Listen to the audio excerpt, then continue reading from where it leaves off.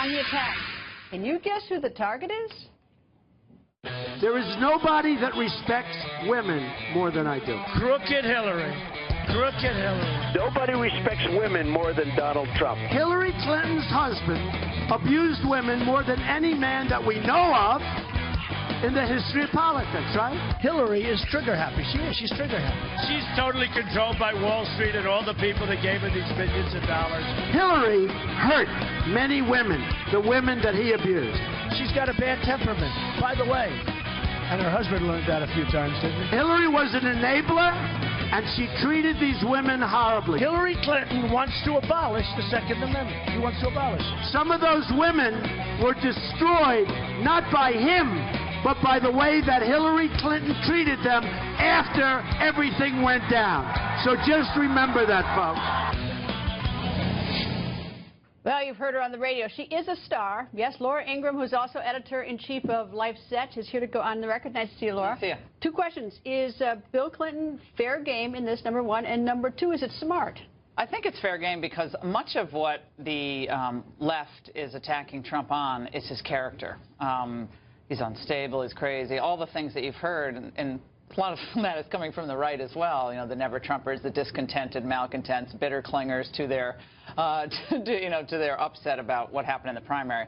But if Hillary Clinton has a special bond with female voters, which she argues repeatedly, she's the woman's candidate, then I think it is without a doubt fair game that Donald Trump says, okay, if that's the case, why did you take part in, as Christopher Hitchens wrote, I believe, and according to him, Sid Blumenthal kind of gave this information out about your role in tamping down the bimbo eruptions. I mean, we were around when all that was happening, and so, yes, of course it's fair game. The second part is whether it's strategically wise, because I went back and looked, and in the height of the impeachment and then the Senate trial, Bill Clinton's approval rate was 68%, and his disapproval was 30%. So, I mean, so he was immensely popular at his worst times. Yeah, she has the last name, but I would argue she doesn't have the charm, the personality, or the campaign chops that Bill Clinton has.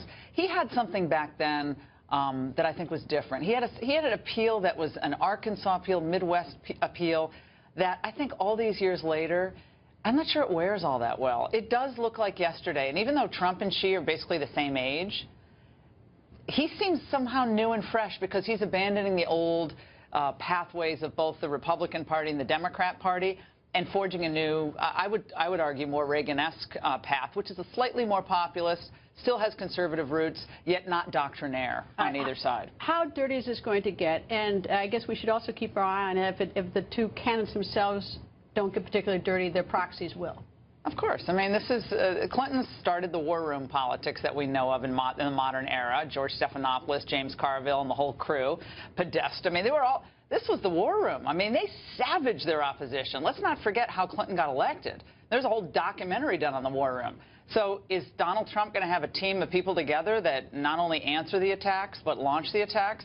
I would imagine if he doesn't do that, it's going to be hard for him, although I do think the central tenet of his campaign is renewing America, the economy, our standing in the world, but renewing the home front. He must decorate that Christmas tree with specifics. So it shouldn't be just a tree. That's pretty, but you need to put the ornaments on it. Those are the specific policies that he can go to black neighborhoods, Latino neighborhoods, blue-collar workers and say, follow this path. It surely is going to be better than what these two parties have done to you over the past 15 years. Okay, well, Bill Clinton has his history. Donald Trump has said his words about women. Why is it going to stick on Secretary Clinton? I mean, you say, yes, Secretary Clinton. The two guys seem to walk away on this. I think what, in this case, it goes to a matter of credibility. It's not to say that Hillary couldn't do some great things for women in the country. That's fine. But to try to hold yourself out as the only path forward for women, when you can argue that woman after woman was abused, had horrific things done to her at the hands of her husband, and she apparently didn't have a problem with it, or at least not enough of a problem to not be part of the bimbo tamping down at the time, which is what, again, that was their language, not mine. I guess that, I mean, remember the hand squeezing of the hand that Juanita Broderick said she did when she went back a week later, said, she squeezed my hand, didn't let go of it, looked at me and said, we're okay now, right? I'm paraphrasing, but something like that. That was very specific recall from Juanita Broderick on Hillary's visit. Laura, nice to see you. Great to see you.